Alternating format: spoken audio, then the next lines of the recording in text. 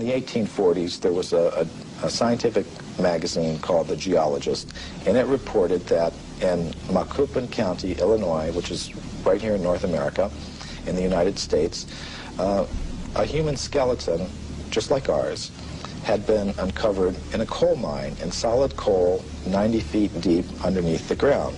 Now, Richard Thompson and I were able to discover from the reports exactly where that occurred. And we talked to the Geological Survey of the state of Illinois, and we asked them, well, how old is the coal there? And it turned out it was 300 million years old, which means it's older than the Jurassic, you know, that word that everybody knows now, that refers to the dinosaurs. In other words, it was older than the age of the dinosaurs. Wow. Okay, so that throws a whole new spin on it. Yes, indeed it does. And some of the scientists who have read the book have obviously recognized that. For example, William Howells, who is one of the big anthropologists of this century, one of the architects of the current paradigm, he said, well, if what you say here is true, it more or less throws a monkey wrench into our whole picture of how life originated on this planet. And I think it does. So, but yet we keep coming around to the same thing. People just don't want to believe it. They just, like you said, well, they're skeptical. They go, oh no, that's just a hoax. They're not hearing the information that noted scientists are finding. Well, all we really wanted to do in our book is put the facts on the table, all of them, not just the facts that you will see in the current textbooks, but all of the facts that are relevant to this whole subject, and let people draw their own conclusions. One of the questions I first came up with when I was reading the book that you did answer in the book that I'd like you to explain was that I said, well, gee, don't we have all these machines now that can look at the footprints or the bones or whatever, and that will just tell us how old it is? Oh, this is a very common perception. We have such faith in technology and those who employ it that when we hear about things like carbon-14 testing or potassium-argon testing, we think it really is a very simple process, almost like you pop something in the microwave and boom, it comes out. It's not like that at all. These are very complicated procedures. What I found in practice is that scientists may run several tests on the same piece of bone. Some of the ages will be very great, some very small, and they will tend to pick the date to publish in their scientific literature that most fits the idea that they start out with about how old the fossil should be. Now that often happens. What do scientists and researchers have to gain by distorting their findings? I mean, you would think that if they truly think that they found evidence of man pre-existing the dates that we take for granted right now, that they would want to be published, that they would want people to hear about this, that they would get their name up in lights, as it were, as making this remarkable discovery. Why is this so suppressed? Well, there are tremendous pressures for conformity within the scientific community. For example, for every academic post that opens up, every professorship that opens up in an American university, there are generally hundreds of applicants. And it does not help your reputation if you go reporting things that should not be reported. It could be very bad for one's reputation. And in our book, we document several cases of that. For example, Virginia Steen McIntyre. She's a geologist who I personally know. She lives in Colorado now. She went to Mexico in the 1970s, and she was a geologist with the U.S. Geological Survey. She dated a site there where some human artifacts have been found at 300,000 years. All her test results show that that was the age of that site. But because that went against the dominant idea that human beings have only been in North America for 30,000 years, she said she was not able to get the report published. She was labeled a publicity seeker and a maverick in her community of scholars, and she said she eventually lost a professorship that she held at an American university because of this, and hasn't been able to work as a geologist since. Now, this is not the normal picture that we have of how science works, but unfortunately, these are the sorts of things that can happen, and these are the sorts of pressures that can be applied in order to keep a certain view intact. Mm-hmm. So what do people need to do now? They apparently, we need the public to open their minds up a little bit more to alternative ideas to what we've been taught. Well, I think one thing we need to do is develop a little bit more of a healthy skepticism towards pronouncements from spokespersons from the scientific community.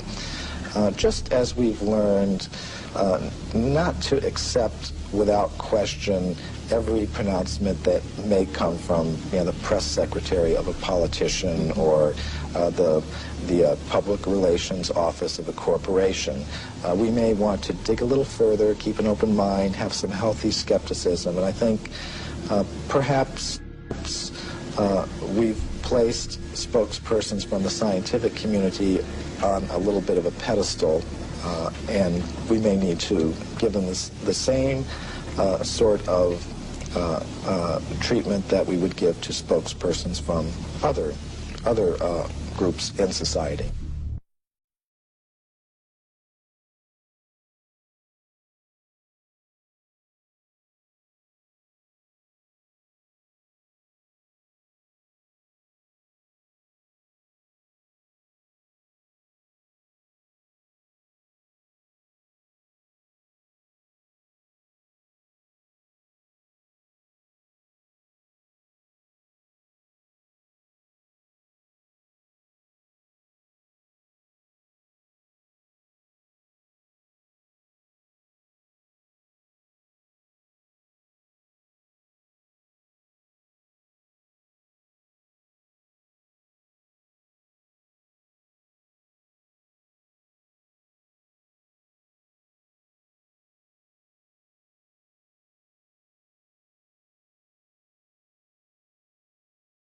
Now, these histories tell of human civilizations on this planet going back millions of years.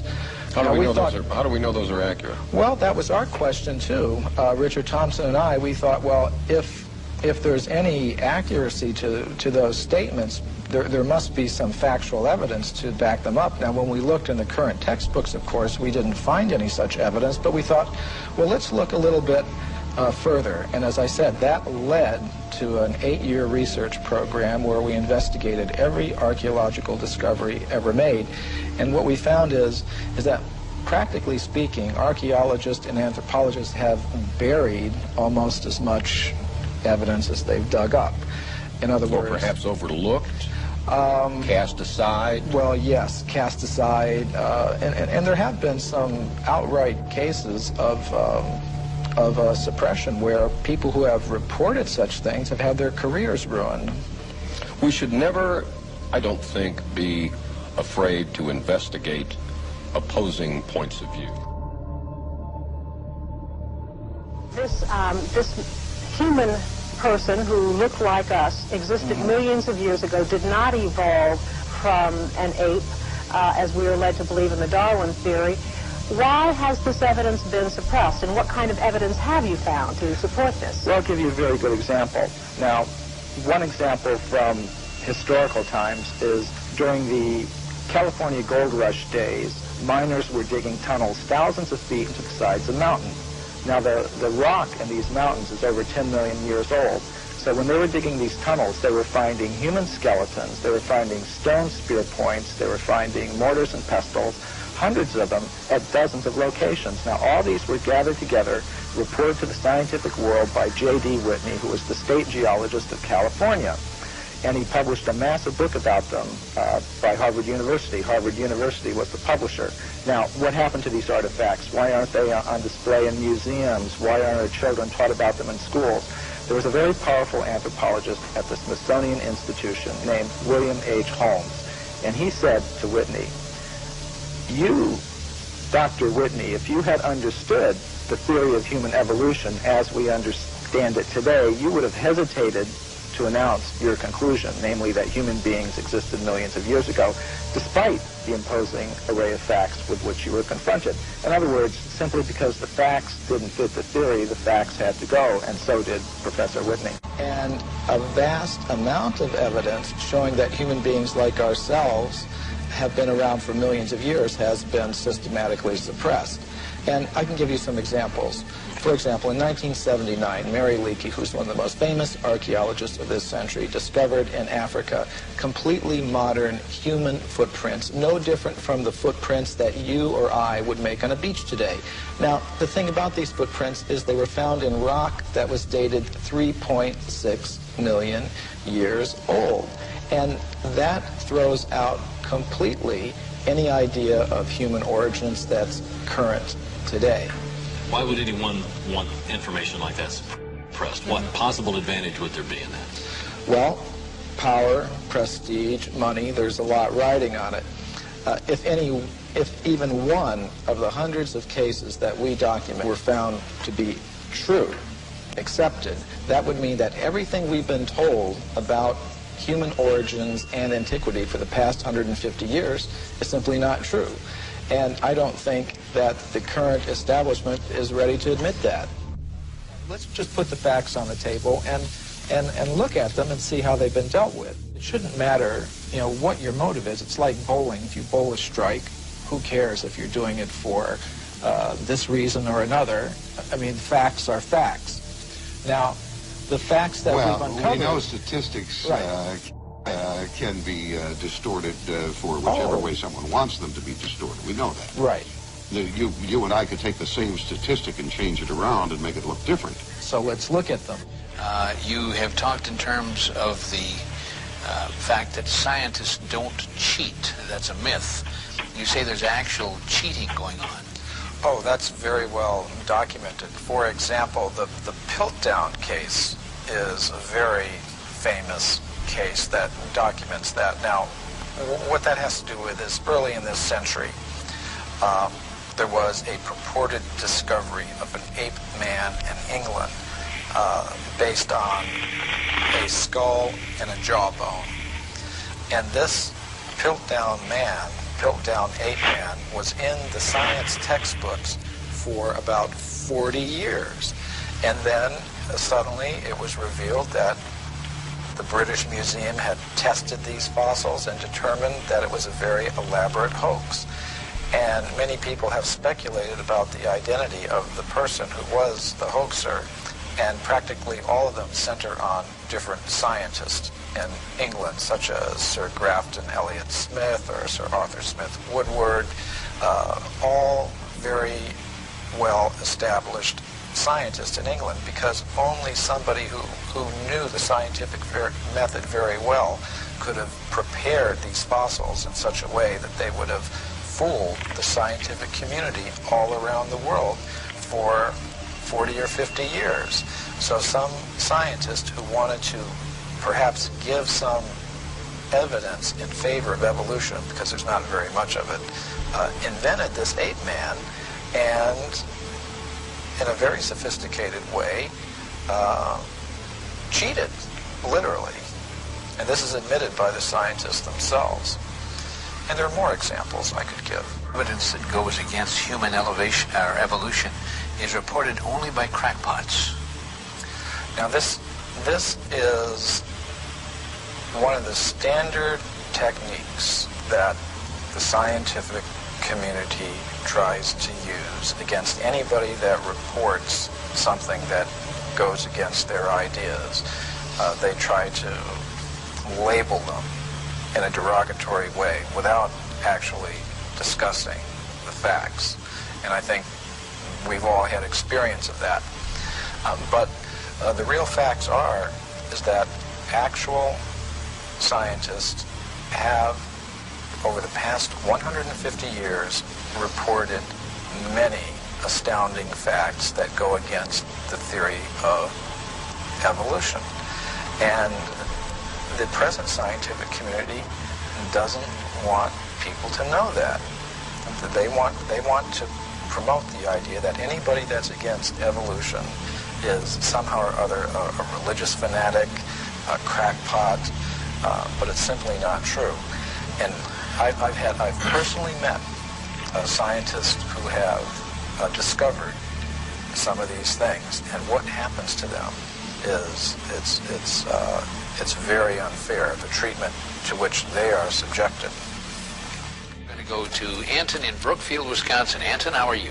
Fine, thank you. Your comment. I've often wondered how the perfect complementary male-female systems of reproduction could have evolved from unintelligent life forms.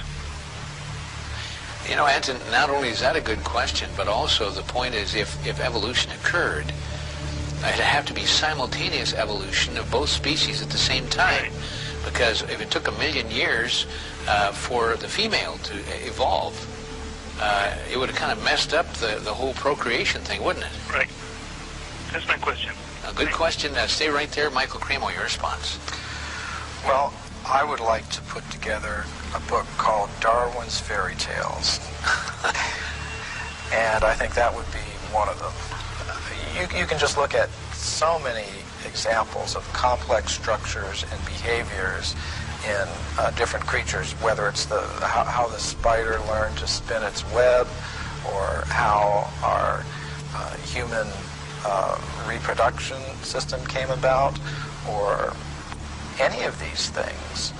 They're a complete mystery. They're not explained even theoretically by the evolutionist, and what they do is, when they want to explain anything, they just wave their magic wand and said, it happened by evolution. And that's why I call it Darwin's Fairy Tales.